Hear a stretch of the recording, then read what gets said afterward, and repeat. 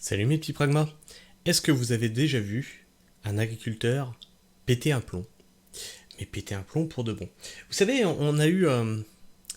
ça fait beaucoup la une des médias sur le fait que quand tu as un squatter chez toi, ben en fait... tu dois le considérer comme quelqu'un que tu loges et tu dois pas le laisser dans un logement insalubre. Vous vous rappelez de ces lois-là? Eh bien, quand ça arrive chez un agriculteur, qu'est-ce qui se passe? Donc là, j'ai trouvé un article, et c'est lié à... Hop là, j'espère que je l'ai encore. Mon truc Twitter. Allô? Que se passe-t-il? Que se passe-t-il? Hop là. C'est donc lié à ce fil Twitter là, qu'on lira ensuite les commentaires. Hop là. Oui, je suis sur Twitter, si vous voulez me rejoindre, hein, vous pouvez, les liens sont dans la propos de la chaîne. Hein. N'hésitez pas surtout. Hop. On va agrandir, comme ça on verra mieux. Enfin bref, pour le moment on va commencer par regarder la vidéo et l'article qui est associé. Hicham, je te tue pas encore là. Je te tue. Pourquoi tu fais comme ça? Sur ces images, on aperçoit Guy Baldissart, propriétaire d'un camping dans le Var, tenter de détruire un cabanon squatté depuis le mois d'avril. Ce cabanon ne lui appartient pas, mais il est situé juste en face de son terrain. Ils prennent la douche devant mes clients, les toilettes, il faut voir, il y en a jusque sur le couvercle, là. Donc c'est une catastrophe.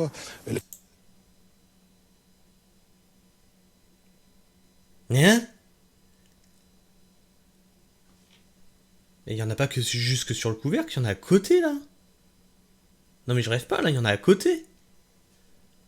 Ils savent pas viser le trou avec le caca. Enfin bref, on va continuer. Quand il reçoit des collègues, il y en a 2 ou 3 de voitures. Après, il circule, comme je vous ai dit, dans mon bloc sanitaire. Et pourquoi je dois supporter ça, moi? Pourquoi je dois supporter ça? Le squatteur l'aurait plusieurs fois menacé de l'égorger. Il estime ne pas être soutenu par la mairie et n'exclut pas de se faire une fois de plus justice lui-même.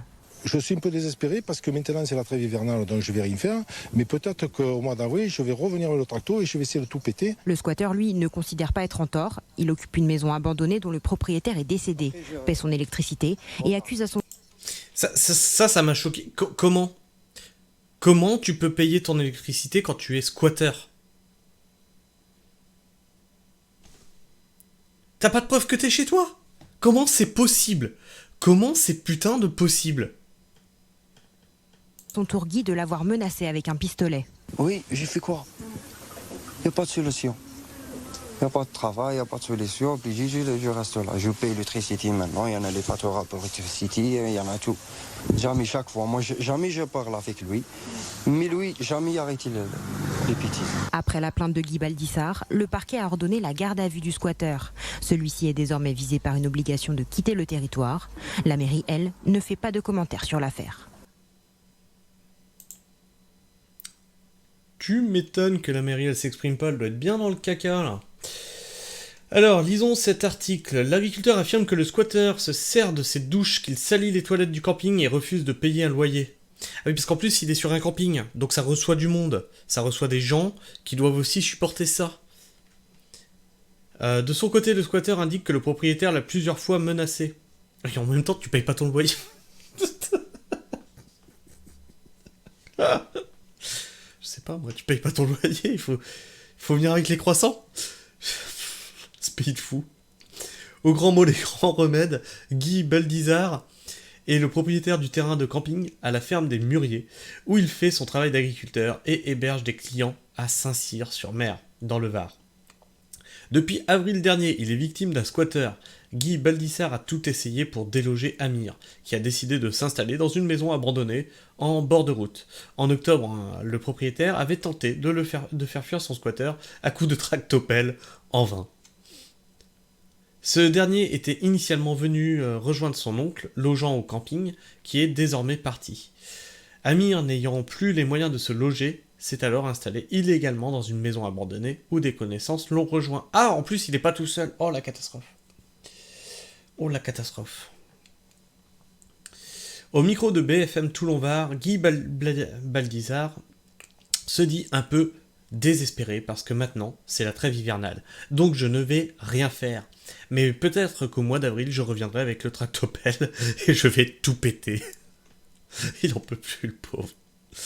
L'agriculteur accuse le squatteur de se servir de ses douches, c'est-à-dire les toilettes du camping, et de refuser de payer un loyer. Ils prennent la douche devant mes clients. Les toilettes, il faut voir, il y en a... Ouais, donc ça on l'a vu dans la vidéo, il y en a jusque sur le couvercle. C'est une catastrophe. Quand il reçoit des collègues, il y en a il y a 2 ou 3 voitures, et après il circule dans mon bloc sanitaire. Pourquoi je dois supporter ça? Bah oui, pourquoi il devrait supporter ça? Ajoute Guy Baldissart. Amir, de son côté, indique que le propriétaire a plusieurs fois menacé, donc ça on l'a vu dans la vidéo, qui paye son électricité, tout ça, c'est un homme bien. Hein. Donc il y a une plainte déposée pour menace de mort, néanmoins une plainte a été déposée à l'encontre du squatter pour menace de mort par égorgement selon le parquet. Amir a été placé en garde à vue pour menace de mort sur un autre résident du camping. Ah oui, donc c'est même pas sur le propriétaire du camping, il a menacé un autre résident. Bon. Une garde à vue classée sans suite est soldée par une OQTF, obligation de quitter le territoire français. Contacté par BFM Toulon-Var, le procureur de la République Jean-Luc Blachon a indiqué qu'il comptait refaire un point sur la situation avec les gendarmes pour décider si oui ou non des enquêtes seront lancées. A noter que depuis le début de la trêve hivernale, la situation est au point mort. De son côté, le maire Philippe Barthélémy n'a pas souhaité réagir, affirmant qu'il s'agit d'une affaire privée. Ok. Ça c'est facile, ça c'est un peu facile, c'est une affaire privée. Alors ce que je voulais voir c'était les commentaires, ici donc sous le post de BFM. Ce pays est devenu un paradis pour tous ceux qui ne veulent pas respecter les lois, un enfer pour les autres. Totalement, je me doute de la tendance qu'on va trouver dans les commentaires, mais ça n'empêche pas de les lire. Hop, on va décaler, comme ça vous pourrez les lire avec nous. Totalement raison, l'État est incapable de faire respecter le droit primordial à la propriété. Le maire de Saint-Cyr-sur-Mer, Barthélémy, qui refuse de défendre son administré, a été condamné dans une autre affaire pour favoritisme. Putain, mais ce pays de corrompus, mais c'est pas possible. Bref, tout ce qui est haïssable dans la politique et la justice française est rassemblé dans une affaire. Amir ne sait pas chier proprement dans les chiottes, il n'a pas les codes. Et le squatter, là, à plusieurs reprises de l'égorger. Il a pété un câble, à un moment c'est difficile d'être calme et patient. Oui, mais c'est pareil, est-ce que vous, si on squatte chez vous, vous garderiez... jusqu'à quel point vous pourriez garder votre calme? Moi je pense que je défonce les fenêtres. Hein. Ah, rien à foutre. Bien. Le jour où en France on pourra virer un locataire après un trimestre d'impayé, 90% des problèmes d'accès à la location auront disparu. La justice qui ne fait rien pour protéger les propriétaires mais qui les empêche de faire justice eux-mêmes. La France est devenue un enfer sur terre pour les honnêtes citoyens. N'importe quel propriétaire est désormais capable de buter les squatteurs. Hein ? Et on ne peut pas... Non, attends. Il est désormais capable de buter les squatteurs et on ne peut pas leur en vouloir. On peut comprendre le coup de colère, mais de là à ôter la vie de quelqu'un, je suis pas d'accord. Hein. La justice est trop laxiste. Mais le problème, il est surtout là. C'est que la justice fait pas son taf, quoi. Le droit à la propriété privée est reconnu par la Déclaration des droits de l'homme, n'en déplaise à la gauche. Donc l'article 17, la propriété étant un droit inviolable et sacré, nul ne peut en être privé si ce n'est lorsque la nécessité publique légalement constatée l'exige évidemment et sous condition d'un juste et préalable indemnité. Le même article 17 qu'on avait vu sur cet écologiste qui voulait la fin de la propriété privée. Donc la fin de la propriété privée, c'est aussi ça, voilà. Enfin bref. Je sais pas ce que vous en pensez, je sais pas. Dites-moi dans les commentaires si vous arriveriez à garder votre calme face à une situation pareille. Dites-moi ce que vous pensez de cet article, dites-moi ce que vous pensez de la France, dites-moi ce que vous pensez du monde agricole. Est-ce que ce mec est fou, ou est-ce qu'il a raison, ou est-ce qu'il est fou parce qu'il est agriculteur peut-être? Je sais pas, j'ai de tout dans les commentaires. Exprimez-vous, discutez entre vous, tant que ça reste dans le respect mutuel. Je rappelle qu'on modère les insultes et les propos qui ne sont pas convenable.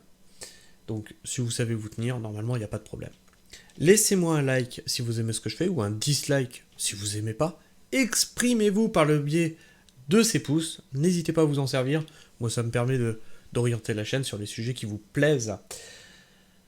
Si vous êtes encore là en fin de vidéo, n'oubliez pas non plus de vous abonner, d'activer la petite cloche. C'est totalement gratuit et comme ça, vous raterez aucune vidéo. Sur ce, moi, je vous fais la bise. Prenez soin du sol et restez pragmatiques. Ciao.